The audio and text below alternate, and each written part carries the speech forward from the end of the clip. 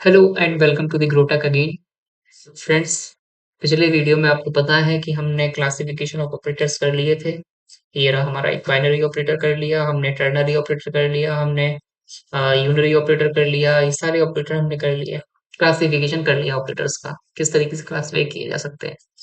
इस वीडियो के अंदर, आज के इस वीडियो के अंदर हम टाइप्स ऑफ ऑपरेटर की बात करेंगे, अरिथमेटिक ऑपरेटर की बात करेंगे, असाइनमेंट ऑपरेटर की बात करेंगे, कंपाउंड असाइनमेंट की बात करेंगे और बिटवाइज़ की भी बात करेंगे बहुत अच्छे तरीके से। उसके बाद हमारा एक और है, रिलेशनल है।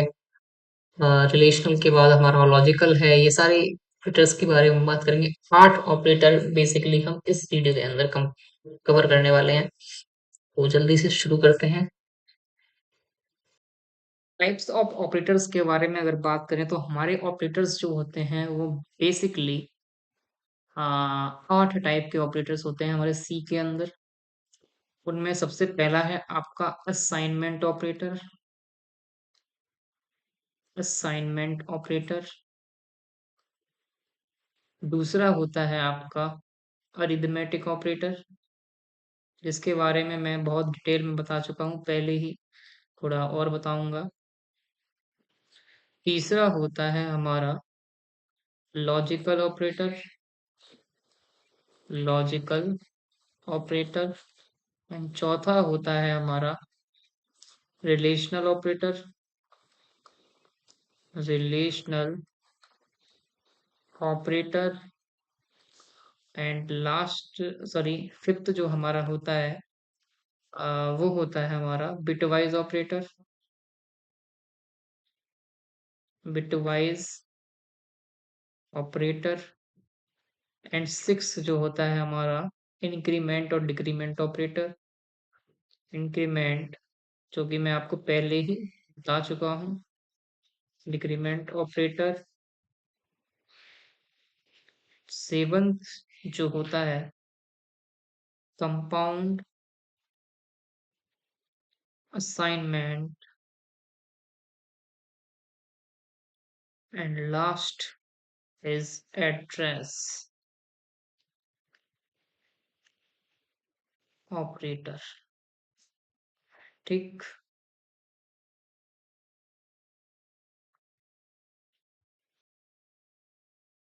वन बाई वन इनको डिटेल में थोड़ा सा समझ लेते हैं। बहुत इजी ऑपरेटर्स हैं।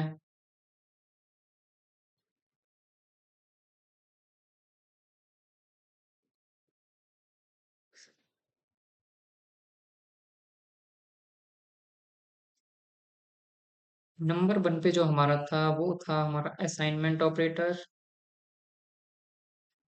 असाइनमेंट ऑपरेटर क्या होता है? असाइनमेंट ऑपरेटर होता है आपका ये, जो इक्वल टू से रिप्रेजेंट किया जाता है, रिप्रेजेंटेड बाय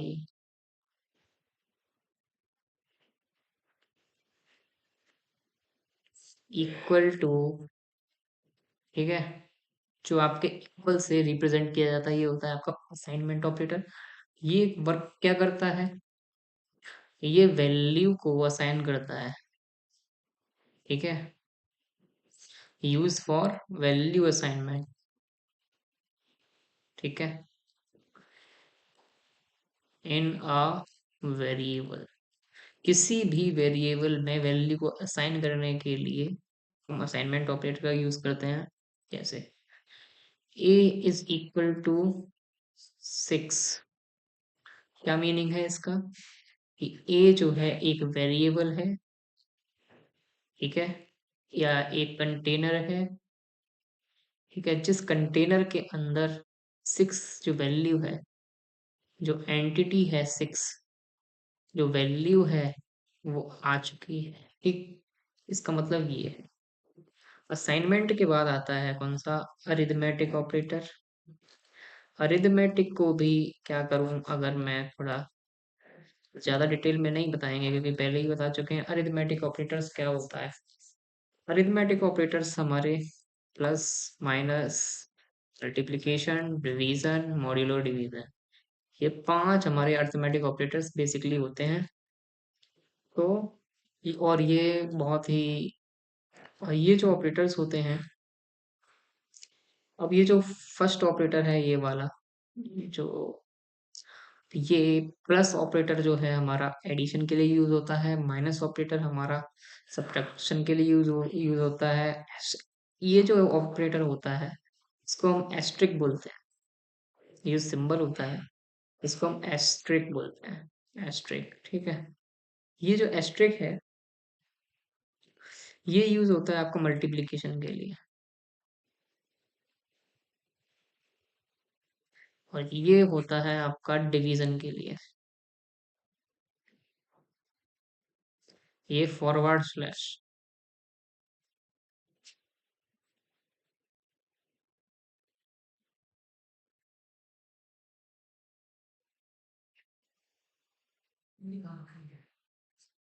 डिब्बा में ये फॉरवर्ड स्लैश होता है, ये होता है मॉड्यूलो डिवीजन, इसको कहते हैं modulus, modulo division. Modulo division का मतलब पिछले वीडियो में बहुत डिटेल में बता दिया था, ठीक है, करके भी दिखाया था, देख लेना। तो A plus B, A minus B, A multiply B, A division B, और A asterisk D, A modulus B. तो ये हमारे ऑपरेटर्स का ऑपरेशन इस तरीके से हम कर सकते हैं, ठीक है। अब यहाँ पर मान लो ए में वैल्यू असाइन कर दो कुछ, बी में वैल्यू असाइन कर दो कुछ, कुछ क्या कर ही दो, ठीक है। 10 और 5, तो ये हो गया 15, ये हो गया आपका 5, ये हो गया 150, ये 2, एंड देन ये 2 नहीं, ये हो जाएगा आपका, कुछ आएगा नहीं, जीरो ही आएगा, कंप्लीटली डिवीजन हो गया इसलिए जीरो। या फिर इसको ऐसे करें, 3 2 and 2 1 2, then this is your answer for modulo, ठीक है, this is your answer for modulo। इसको हम पॉइंट लगा करके फर्दर डिवाइड नहीं कर सकते मॉड्यूलो के अंदर, ये आपको रिमाइंडर ही आंसर में देता है।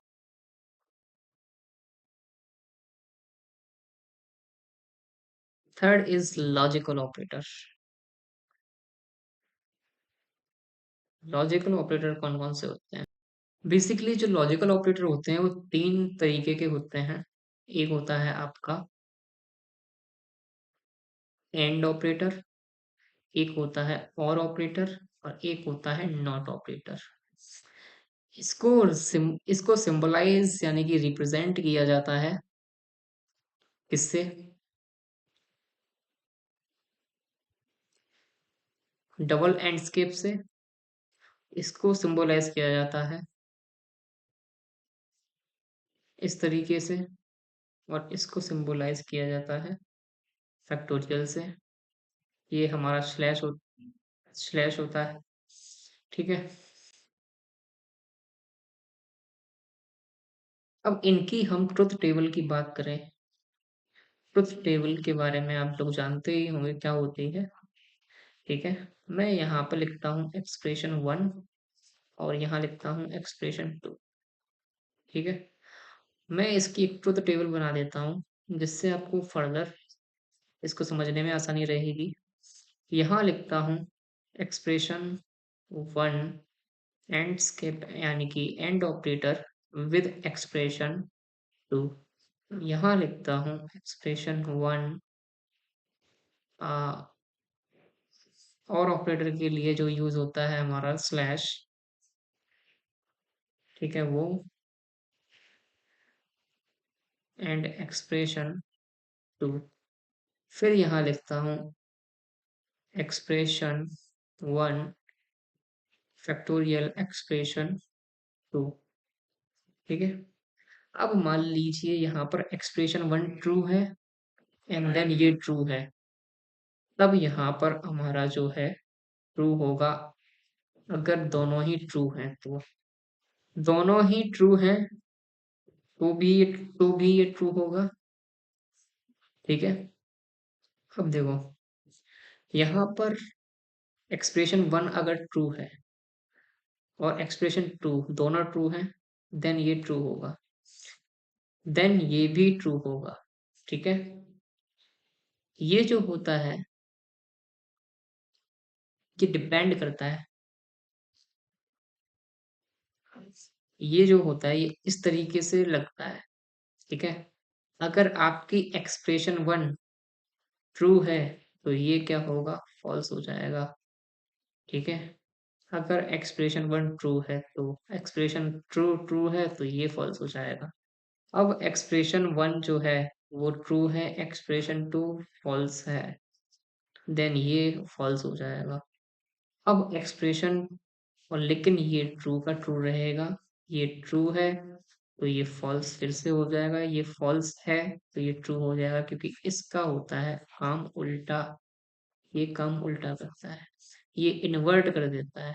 क्या करता है, इन्वर्ट कर देता है। डिजिटल में इसका कंसेप्ट होता है, कम बाकायदा एक सर्किट होता है इस तरीके का। ठीक है। ये नॉट का सर्किट होता है, नॉट गेट होता है। ठीक है। अब इस गेट की मदद से ही एक्सप्रेशन ट्रू एंड फॉल्स या इन्वर्ट होती हैं। ठीक है। अब यहाँ पर ये फॉल्स कर देता हूँ इसको और इस एक्सप्रेशन को कर देता हूँ ट्रू, तब क्या होता है, तो ये अभी भी फॉल्स रहेगा। ये एक ऐसा ऑपरेटर है हमारा एंड ऑपरेटर, जहाँ पे हमें दोनों की दोनों जो सिचुएशंस होती हैं, दोनों की दोनों जो एक्सप्रेशन होती हैं वो ट्रू चाहिए ही चाहिए। ठीक है। ये ऐसा ऑपरेटर है जहां पर हमें एक सिचुएशन ट्रू चाहिए बस। ठीक है। तो देखो यहाँ पे एक सिचुएशन तो ट्रू है तो ये ट्रू रहेगा। ये ट्रू एक्सप्रेशन वन फॉल्स है तो ये इन्वर्ट कर देगा यानी कि ट्रू कर देगा। ये ट्रू है इसको इन्वर्ट कर देगा यानी कि फॉल्स कर देगा। ठीक है। अब दोनों को मैं फॉल्स फॉल्स कर देता हूँ तो क्या होगा, तो देखो दोनों ही फॉल्स हैं यानी कि सिचुएशन तो ट्रू है, दोनों ही फॉल्स है तो आंसर क्या देगा, देगा, वेट वेट वेट, आंसर क्या है, क्या कह दिया ये क्या कह दिया सर आपने, दोनों ही फॉल्स हैं तो ऑब्वियसली फॉल्स रहेगा, एक्सप्रेशंस पर कोई फर्क नहीं पड़ेगा। ठीक है। अब दोनों ही फॉल्स हैं तो ये भी फॉल्स रहेगा। ठीक है। ये फॉल्स फॉल्स है तो ये ट्रू ट्रू हो जाएगा। तो ये सिस्टम इसका रहता है। ओके फ्रेंड्स, नेक्स्ट हमारा रिलेशनल ऑपरेटर है। हमने पीछे 3 ऑपरेटर पढ़ लिए हैं, अरिथमेटिक पढ़ लिया है, असाइनमेंट पढ़ लिया है, लॉजिकल पढ़ लिया है। अब हमें पढ़ना है रिलेशनल ऑपरेटर। रिलेशनल ऑपरेटर क्या होता है, रिलेशनल लिख लेते हैं। रिलेशनल रिलेशनल यार कैसे लिखता हूँ, रिलेशनल इसको हम कंपैरिजन ऑपरेटर भी बोलते हैं। क्या बोलते हैं, कंपैरिजन ऑपरेटर। ठीक है। क्या होते हैं ये, देखो रिलेशनल है यानी कि रिलेशन बता रहा है किसी के साथ किसी का, कंपैरिजन है किसी के साथ उसका कंपैरिजन बता रहा है। देखो दो एंटिटी है, मान लो दो एंटिटी के बीच में क्या रिलेशन हो सकता है। देखो यहाँ पे प्रोग्रामिंग के अंदर एंटिटी का मतलब मोस्टली नंबर्स ही होता है। ठीक है। मान लो a इज टू 10 है और b इज टू 20 है, दो एंटिटी है, एक 10 है और एक 20 है। तो 10 एंड 20 के बीच में रिलेशन क्या हो सकता है, कैसे कंपैरिजन हो सकता है। अब हो सकता है कि हमारा जो a है यानी कि a की जो वैल्यू है वो v की वैल्यू से कम हो, ऑब्वियस सी बात है वो पहले से है। हो सकता है a की वैल्यू v की वैल्यू से ज्यादा हो, ऑब्वियस सी बात है नहीं है। हो सकता है दोनों बराबर हों, ऑब्वियस सी बात है ऐसा भी नहीं है। हो सकता है कि ग्रेटर देन इक्वल टू हो, ऐसा भी हो सकता है। देखो टेबल देख लेते हैं जल्दी से। क्या करते हैं हम जल्दी से, यहाँ लिखेंगे ऑपरेटर, कौन कौन से सिंबलाइजेशन कैसे करोगे वो इसमें इसी में बता दूंगा। मीनिंग, मीनिंग के बाद आएगा हमारा एग्जाम्पल। ठीक है, तो ऑपरेटर कौन कौन से होंगे? लेस देन, सॉरी हाँ, लेस देन होगा, ग्रेटर देन होगा, लेस देन इक्वल टू होगा, ग्रेटर देन इक्वल टू होगा। ठीक है, ये हमारे ऑपरेटर होंगे। ठीक है, और हमारा इक्वल टू, एक इक्वल टू ऑपरेटर होगा, ये होता है आपका इक्वल टू। ठीक है, ये होता है आपका greater than equal to, greater than equal to, ये होता है लेस देन इक्वल टू, ये होता है ग्रेटर देन, ये होता है आपका लेस देन। आप अच्छे अच्छे राइटिंग में भी इसको लिख सकते हो। ठीक है, और नोट्स मेंटेन कर सकते हो, इम्पोर्टेंट है। एग्जाम्पल ये 20 और 10 का ही लेते हैं। ए इज लेस देन बी, इसका जो आंसर आता है बूलियन फंक्शन में आएगा, सॉरी बूलियन वेरिएबल में आएगा, ट्रू एंड फॉल्स आएगा, आइदर ट्रू और फॉल्स। क्या ए छोटा है बी से? Yes, true. क्या ए बड़ा है बी से? No, false. क्या वो इक्वल टू ग्रेटर देन है या इक्वल टू लेस देन है? ऐसा भी नहीं है, फॉल्स। इक्वल टू, ठीक है, इक्वल टू, ठीक है, नहीं है ऐसा। ठीक है, तो ये सारी चीजें हैं। इक्वल टू है, बिल्कुल नहीं है। यहाँ पे अभी एक ही कंडीशन ट्रू है। ठीक है, तो ये आपको समझ में आया, बहुत इजी है। अगर यहाँ पे 20 इज टू, अगर यहाँ पे ए की वैल्यू 20 होती और बी की वैल्यू 20 होती तो ये आपस में इक्वल होते, तो यहाँ पे ये ट्रू हो जाता। ठीक है, ऐसा कुछ है। ठीक है, अब आगे चलते हैं नेक्स्ट। अब चार ऑपरेटर्स हो गए। फिफ्थ ऑपरेटर में मैं आपको बता देता हूँ कंपाउंड असाइनमेंट, कंपाउंड असाइनमेंट। ठीक है, कंपाउंड असाइनमेंट में अगर मैं बात करूं, कंपाउंड असाइनमेंट का मीनिंग क्या है? असाइनमेंट का सीधा सीधा मीनिंग ये है, A is to 6। Compound assignment का मीनिंग क्या है?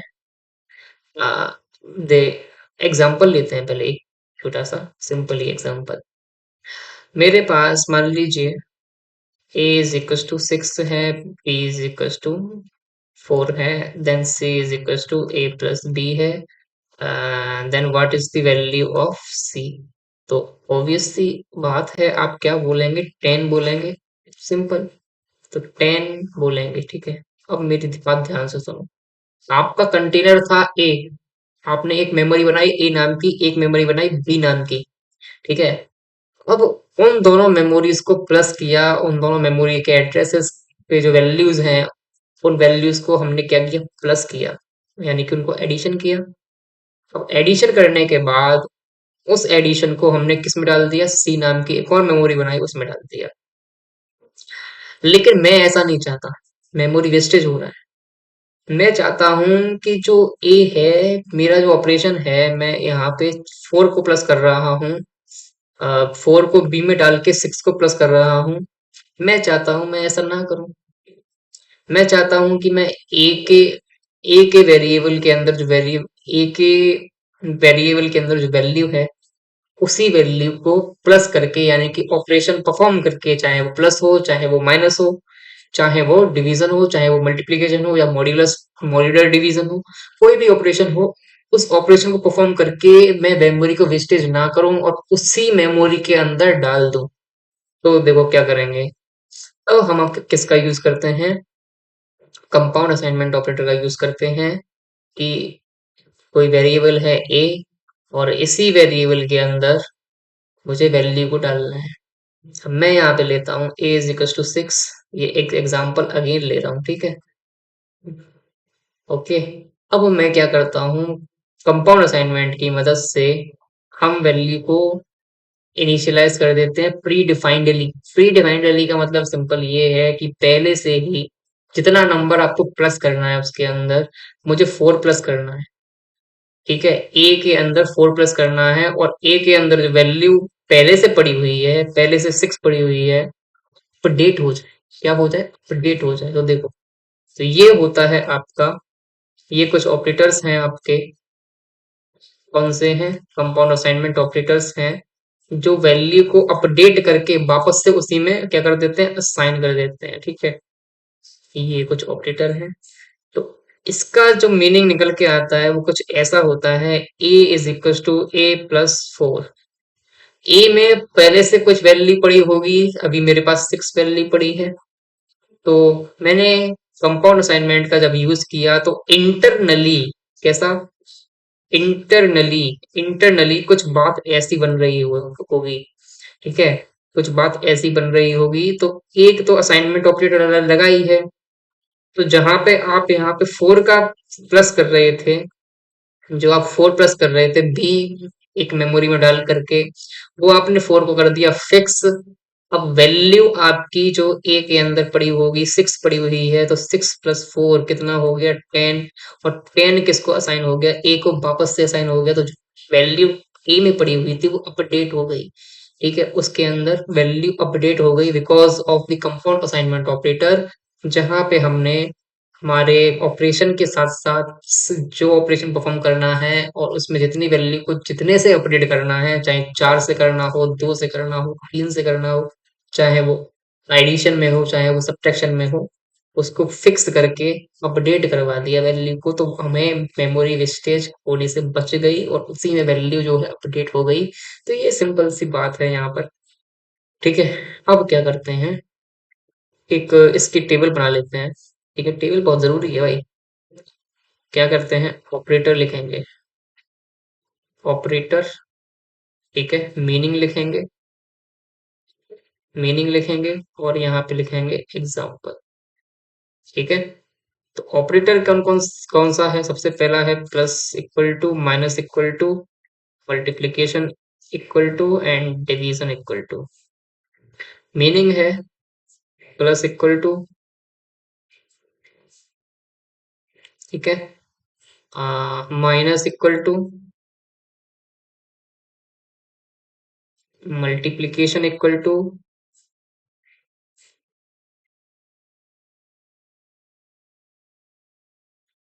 और डिवीजन इक्वल टू, ओके। तो प्लस इक्वल टू की अगर मैं बात करूं, और एग्जाम्पल मेरा वही है 6 वाला, ए इज इक्वल टू 8 ले लिया, चलो। और मैं यहाँ कह दूं कि मेरे पास है ए प्लस इक्वल टू 2, क्या कर रहा हूँ मैं, ए plus equal to 2।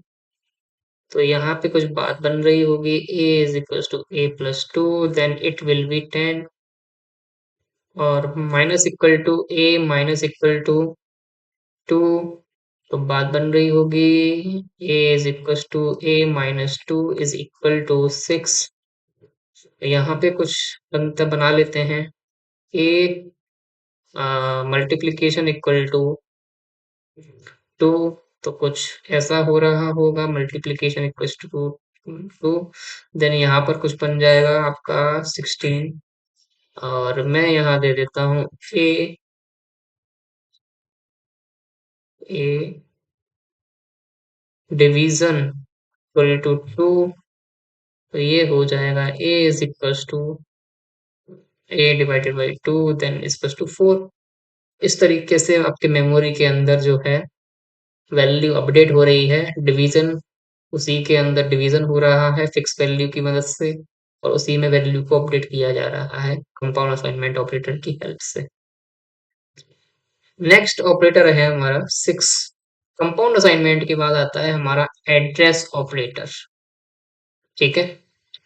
Address operator की बात करें, देखो वैसे तो मैंने आपको ऊपर बिटवाइज बताया था, बिटवाइज को मैं लास्ट में करवाऊंगा, थोड़ा टिपिकल है, ठीक है। एड्रेस ऑपरेटर बहुत ही ज्यादा यूज होने वाला ऑपरेटर है। इसको हम सिंबलाइज करते हैं हमारे एंडस्केप से, ठीक है, इसको कहते हैं एंडस्केप, एस्केप, ठीक है, क्या लिख दिया, इसको हम सिंबलाइज करते हैं एम्परसेंड से। और हम इसको, ये जो ऑपरेटर है इसको हम इनडायरेक्शन भी कहते हैं। क्या बोलते हैं?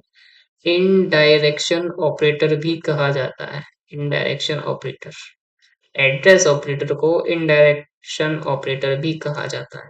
ठीक है। ये आपके वेरिएबल का एड्रेस क्या करता है? रिटर्न करता है। Returns the address of your variable. किसी भी वेरिएबल का एड्रेस रिटर्न करता है, यानी कि बताता है कि वेरिएबल किस एड्रेस पर स्पेसिफाई है। क्योंकि जब आप कोई भी कंटेनर बनाते हो, यानी कि कोई भी वेरिएबल बनाते हो, इनिशियलाइज करते हो, तो उसका एक रैंडम मेमोरी एलोकेशन होता है। ठीक है।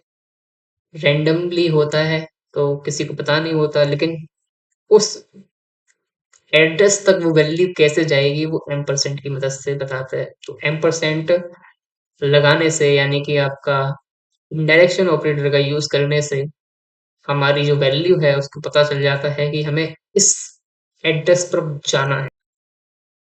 एग्जाम्पल, मैंने एक इनिशियलाइज किया int A is equal to 20। ठीक है। मैंने इनिशियलाइज किया int A is equal to 20। अब मैं, अब देखो ये जो है कि ए इज इक्वल टू 20 मैंने दिया है, तो एक वेरिएबल यानी कि एक कंटेनर बना होगा इस तरीके का। कोई भी कंटेनर बना होगा, और उस कंटेनर की कोई ना कोई मेमोरी होगी कि भाई कहीं ना कहीं तो स्टोर होगा मेमोरी। कहीं ना कहीं तो स्टोर होगा, कहीं तो उसकी मेमोरी क्रिएट हुई होगी।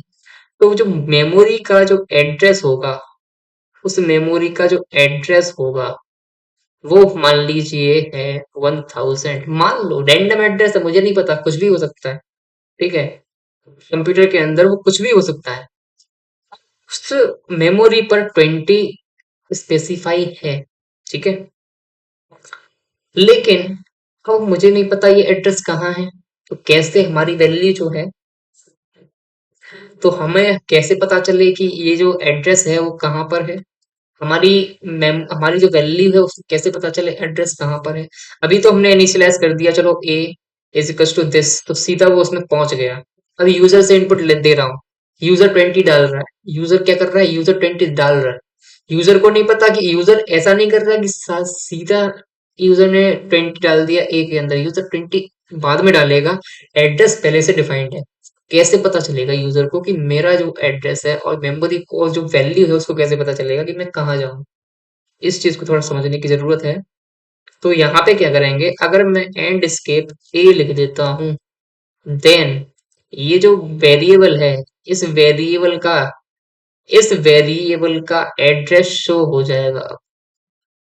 इस वेरिएबल का जो एड्रेस है 1000, वो इस एंड स्केप की मदद से हमें पता चल जाएगा। ये रिटर्न कर देगा, हमें बता देगा कि ये जो वेरिएबल है इसका जो एड्रेस है वो ये है। यहाँ पर ही मैं थोड़ा सब टॉपिक में ले लेता हूँ। एक साइज ऑफ नाम का फंक्शन होता है। साइज ऑफ नाम का ऑपरेटर होता है। ठीक है। ऑपरेटर। ठीक है, इसको ऐसे लिख लेते हैं। साइज ऑफ, इसको ऐसे नहीं लिखते। ये होता है आपका, ऐसे नहीं लिखा जाता ये लिखा जाता है आपका साइज ऑफ।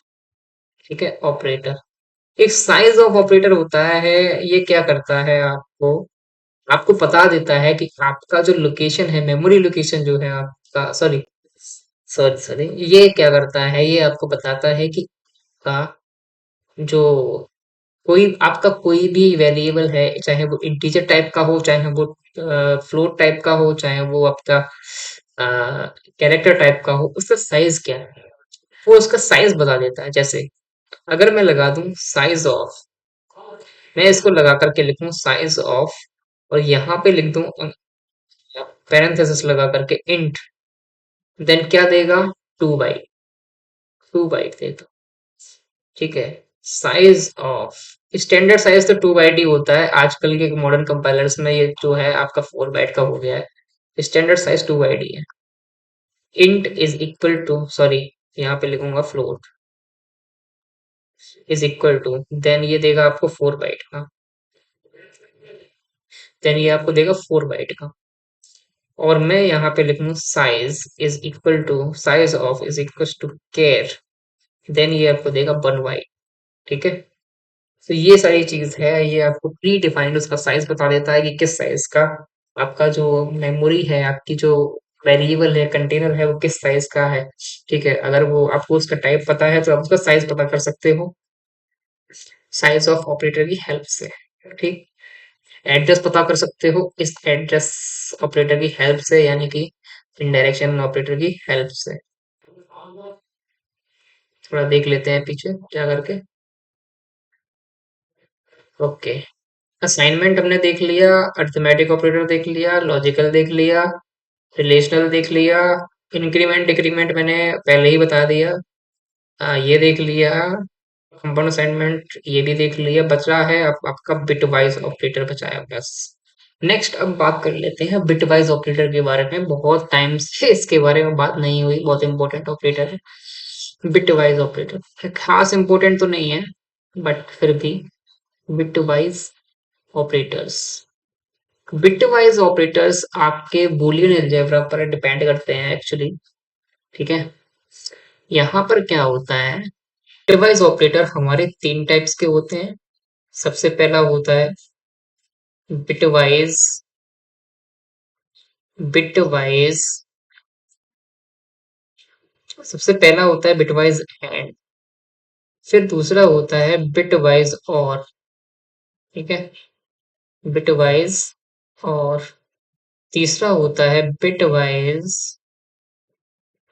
बिटवाइज एग्स और। ठीक है, और इसके अगर सिंबॉलिक रिप्रेजेंटेशन की बात करें तो इसको हम इससे एम्परसेंड से डिनोट करते हैं, इसको हम इससे फैक्टोरियल सॉरी स्लैश से डिनोट करते हैं, इसको हम डिनोट करते हैं इससे। एक्चुअली ये क्या करता है, एक्चुअली हमारा जो बिटवाइज ऑपरेटर्स होते हैं वो बिट्स को, बाइनरी बिट्स को कैलकुलेट करने के लिए यूज किए जाते हैं। ठीक है, और इसका जो फॉर्मेट होता है कैलकुलेशन का वो थोड़ा डिफरेंट होता है कंप्यूटर की भाषा में, यानी कि बूलियन अलजेब्रा के हिसाब से सारा कुछ बाइनरी फॉर्मेट में चीजें होती हैं तो बूलियन अलजेब्रा लगता है। तो यहाँ पर जो एंड है, यहाँ पर जो एंड ऑपरेटर है, एंड बिटवाइज ऑपरेटर जो है, वहां पर अगर आपके आर्ग्यूमेंट्स, आर्ग्यूमेंट्स यहाँ पे 2 आर्ग्यूमेंट्स का यूज होता है। अगर आपके बोथ बोथ आर्ग्यूमेंट्स जो है ट्रू हैं, देन आपकी ये जो वैल्यू है ट्रू रिटर्न करेगा। देन ये क्या करेगा, रिटर्न करेगा आपको ट्रू, अगर बोथ आर्ग्यूमेंट्स ट्रू है तो। अगर ओनली एक आर्ग्यूमेंट जो है आपका ट्रू है, वन आर्ग्यूमेंट ट्रू, देन आपको जो वैल्यू रिटर्न करेगा, ये वैल्यू रिटर्न करेगा, तब ये आपको ट्रू वैल्यू रिटर्न करेगा। अगर यहाँ पर टिल्डे में क्या होता है, यानी कि आपका जो एक्स और ऑपरेटर होता है, ठीक है, यहाँ पर ये होता है कि अगर आपके जो आर्ग्यूमेंट्स हैं, दोनों आर्ग्यूमेंट्स डिफरेंट होते हैं, इफ अगर both argument both argument arguments are differ, अगर बोथ आर्ग्यूमेंट डिफरेंट हैं, देन ये रिटर्न करता है आपको ट्रू। अब मैं थोड़ा बूलियन के बारे में बात करूं, बूलियन थोड़ा बाइनरी और बूलियन अलजेब्रा की बात करूं तो यहाँ पे हमारा जो है ट्रू का मतलब होता है 1, और फॉल्स का मतलब होता है, ट्रू का मतलब होता है 1, और यहाँ पे जो फॉल्स होता है, फॉल्स लिखा नहीं है, फॉल्स का मतलब होता है 0। ध्यान से दें, मैं यहाँ लिखता हूँ 4, और यहाँ लिखता हूँ एंड, और यहाँ लिखता हूँ 5, तो इसका एंड ऑपरेटर इसके साथ लग रहा है, तो आंसर क्या है। देखो, थोड़ा समझने का प्रयास करना कि यहाँ पे 4 है, यहाँ पे 5, तो 4 को आप किस तरीके से रिप्रेजेंट करते हो 4 बिट बाइनरी में। 4 बिट बाइनरी अगर आप लिखोगे 4 की, तो किस तरीके से लिखोगे, तो आपको पता है, आपने कंप्यूटर फंडामेंटल पढ़ा हो, यहाँ होता है 2 की पावर 1, 2 की पावर 2, 2 की पावर 3 एंड 2 की पावर 4। ठीक है, ऐसे ही तो होता है। ठीक है, तो ये होता है हमारा 16, ये होता है हमारा 8, ये होता है हमारा 4 और ये होता है हमारा 2। अब हमें क्या करना है, 4 बिट में ये 4 बिट हमारी बाइनरी रेडी कर रहा हूं मैं। ठीक है, 4 बिट में हमें 4 लिखना है। क्या करेंगे, 0 0 1। ठीक है, 0। तो 4 की वैल्यू जो होगी बाइनरी के अंदर 0 0 1 0 हो गई। 5 रेडी करना है हमें, कैसे करेंगे? 5 रेडी हमें कैसे करेंगे हम? वो थोड़ा कंफ्यूजन सा हो गया। और यस, सही तो है।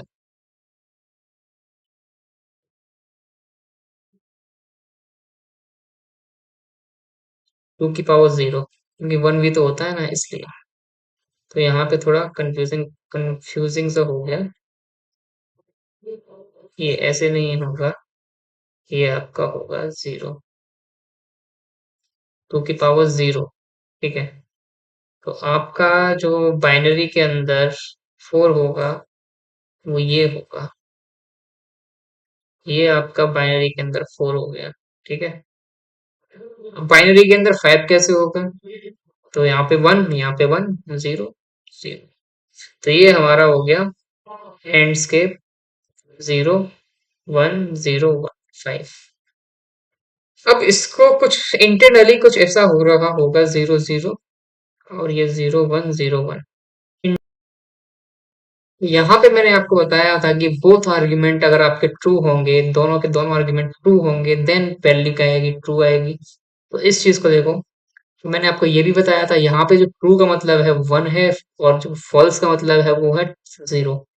तो यहाँ पे 0 और 1 जो है, यहाँ पे अगर देखें तो दोनों आर्ग्यूमेंट अगर ट्रू होंगे तो फॉल्स होगा, दोनों आर्ग्यूमेंट अगर ट्रू होंगे देन ट्रू होगा। तो यहाँ पे हमारे पास एक फॉल्स यानी कि एक 0 है और एक 1 है। तो 0 and 1 इज इक्वल टू 0। सीधी सीधी बात अगर कहें तो दोनों आर्ग्यूमेंट में अगर आपका दोनों बाइनरी के बिट जो हैं 1 होंगे, देन वैल्यू क्या आएगी, 1 आएगी। तो यहाँ पे 0 है, 0 है, 0 है, 1 है, 0 आएगा, 0 है, 0 है, 0 आएगा, 1 and 1 मिल गया यानी कि 1 आएगा। 1 0 and 0 इज टू 1। आपका आंसर ये आएगा। ठीक है, अब इसको और ऑपरेटर लगा दें अगर इसमें। चलो, ये तो आपका एंड हो गया। अब इसमें और ऑपरेटर लगा देते हैं। तो यहाँ पे एक आर्गुमेंट ट्रू होगा, यानी कि अगर एक वैल्यू अगर आपकी 1 होगी देन आपको दूसरे वैल्यू से कोई मतलब नहीं है, देन आपको 1 मिल जाएगा। यहाँ पे 1 है तो यहाँ पे 1 आ जाएगा आसानी से। यहाँ पे 0 0 है, 0 आएगा। यहाँ पे दोनों में ही 1 है और अच्छी बात है। यहाँ पे दोनों में 0 है और अच्छी बात है। ठीक है, तो यहाँ पे 0 आ गया। ये आपका आ गया और ऑपरेटर। ठीक है, अब एग्स और की बात करें थोड़ी सी, तो एग्स और एक ऐसा ऑपरेटर है जहां पे दोनों ही आर्ग्यूमेंट अगर डिफरेंट आर्ग्यूमेंट हैं तो ट्रू आती है वैल्यू, यानी कि वैल्यू ट्रू तब आएगी जब दोनों आर्ग्यूमेंट डिफरेंट होंगे। ठीक है, तो देखो यहाँ पे वैल्यू कैसी आएगी, दोनों आर्ग्यूमेंट डिफरेंट है, एक 0 है और एक 1 है, तो क्या आएगा, 1 आएगा। अब यहाँ पे दोनों सेम है, डिफरेंट नहीं है, क्या आएगा, 0 आएगा। यहाँ पे भी सेम है, डिफरेंट नहीं है, 0 आएगा। यहाँ पे भी सेम है, डिफरेंट नहीं है, 0 आएगा ही आएगा। तो इस तरीके से हम बिटवाइज ऑपरेटर्स को जो है सॉल्व करते हैं। 3 ही हमारे पास बिटवाइज ऑपरेटर हैं। एक और होता है, नॉट ऑपरेटर और होता है। अभी के लिए 3 है। एक और होता है हमारे पास, बिटवाइज में 3 नहीं होते हैं, एक और होता है 4th नंबर पे, वो होता है हमारा नॉट। क्या होता है, bitwise, bitwise not. Bitwise not कुछ ऐसा दिखता है हमें। ठीक है, ये बिटवाइज नॉट जो है वो क्या करता है, ये इन्वर्ट कर देता है। क्या करता है, इन्वर्ट आपकी बिट को कर देता है, आपकी बिट इन्वर्ट हो जाती है। ठीक है, अगर आपका 0 है तो 0 का क्या कर देगा, 1 कर देगा, 1 है तो 1 का क्या कर देगा, 0 कर देगा। सीधी-सीधी कहानी है इसकी, बहुत ईज़ी है रहता है। तो ये थे हमारे कुछ बिटवाइज़ ऑपरेटर्स, ये थे हमारे कुछ ऑपरेटर्स, हमने सारे ऑपरेटर्स कर लिए। एक ऑपरेटर बचा है शिफ्ट ऑपरेटर, ठीक है? शिफ्ट ऑपरेटर को यहाँ पे अभी हम स्टॉप करते हैं, शिफ्ट ऑपरेटर को हम स्किप करेंगे, अभी नहीं करेंगे। इसकी कुछ ख़ास ज़रूरत नहीं है। नेक्स्ट वीडियो में के स्टार्टिंग में ही शिफ्ट ऑपरेटर को मैं जल्दी से करवा दूंगा, ठीक है? वीडियो हो चुकी है बहुत बड़ी, इसलिए हम शिफ्ट ऑपरेटर को अभी कर रहे हैं हम बंद। यहाँ पर ऑपरेटर्स होते हैं हमारे खत्म, ठीक है? सारे के सारे ऑपरेटर हो चुके हैं। नेक्स्ट क्लास में हम क्या करेंगे, जितने ऑपरेटर हमने यहाँ पे पढ़ लिए हैं थ्योरेटिकली, उनको हम प्रैक्टिकली क्या करेंगे, अपने वीएस कोड के अंदर क्या करेंगे, परफॉर्म करेंगे, इम्प्लीमेंट करेंगे। इस इस बात को थोड़ा ध्यान रखेंगे कि आप ये ना सोचें कि इतना थ्योरी बना बताने के बाद में किस तरीके से चीज़ें हम कर पाएँगे, तो उसके लिए टेंशन लेने की ज़रूरत नहीं है। कंप्लीट वीडियो सिर्फ़ ऑपरेटर्स की इम्प्लीमेंटेशन की कंप्लीट वीडियो लेकर के आऊँगा, जहाँ पे पूरे ऑपरेटर्स को वीएस कोड के अंदर क्या करेंगे हम, इम्प्लीमेंट करेंगे। टेंशन लेने की ज़रूरत है नहीं है, क्योंकि सारा कुछ जो होगा प्रैक्टिकली होगा। एक्चुअली ऑपरेटर एक ऐसा कांसेप्ट था, ऑपरेटर और क्लासिफिकेशन ऑफ ऑपरेटर, जो पीछे वाली वीडियो थी वो भी कर लेंगे, ठीक है? तो वो जो वीडियो थी, उस वीडियो के अंदर उस वीडियो के अंदर हमने क्लासिफिकेशन ऑपरेटर किए थे। एक्चुअली ऑपरेटर जो है एक बहुत ही वास्ट टॉपिक है। इसको हमें थ्योरेटिकली पढ़ना पड़ता है। पहले चीज़ें आपको आनी चाहिए, पहले आपको बेसिक बेस बनना चाहिए, आपको बेसिक चीज़ें आनी चाहिए, तब आप उसको इम्प्लीमेंट कर पाओगे। इसलिए हमने ऑपरेटर को इतना थ्योरेटिकली पढ़ा है। लेकिन अब इसका कंप्लीट इम्प्लीमेंटेशन कल की वीडियो में, यानी कि नेक्स्ट वीडियो में होगा। आज के लिए इतना ही, बाय। हाँ, एक चीज़ और है, आपसे एक बात और करनी थी, आपसे मैं भूल गया कहना। Like, subscribe and share is very important, because आप अकेले अकेले पढ़ लोगे तो लोग क्या पढ़ोगे, दूसरों को हेल्प करो, बताओ उनको कि ये ग्रोटैक पे आओ, ग्रोटैक पे सीखो, इतनी बेसिक से चीजें सिखाई जा रही हैं, ठीक है? कर दो यार। सारी वीडियोस पाने के लिए बेल आइकन को प्रेस जरूर कर देना, ठीक है? All the very best, bye.